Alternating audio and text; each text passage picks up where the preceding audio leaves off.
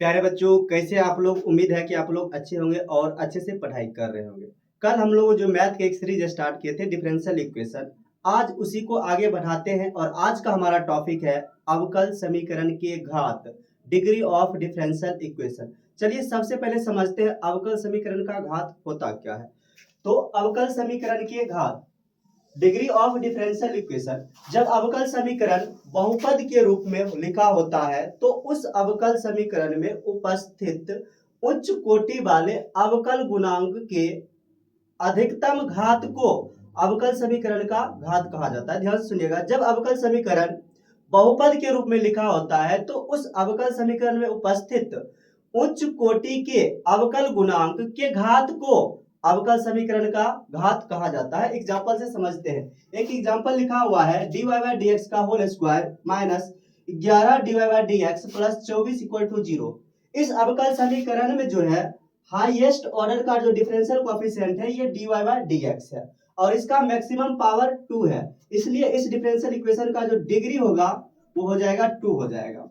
अगला जो एग्जांपल है X square into D Y by D x का whole square is equal to X square plus Y square. इस अवकल समीकरण में फर्स्ट ऑर्डर का डिफरेंशियल कोएफिशिएंट मौजूद है और इसका जो है मैक्सिमम पावर 2 है, इसलिए इस डिफरेंशियल इक्वेशन का जो डिग्री हो जाएगी वो 2 हो जाएगी।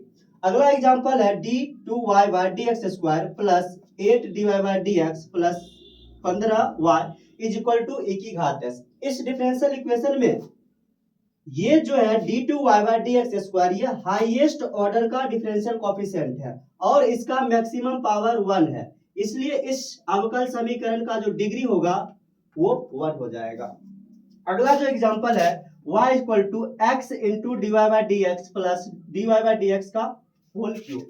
इस अवकल समीकरण में फर्स्ट ऑर्डर का डिफरेंशियल कोएफिशिएंट मौजूद है, लेकिन यहाँ पर इसका मैक्सिमम पावर 1 है और इसका पावर 3 है। हमको मैक्सिमम पावर देखना है, इसलिए इस डिफरेंशियल इक्वेशन का जो डिग्री हो जाएगी वो 3 हो जाएगी।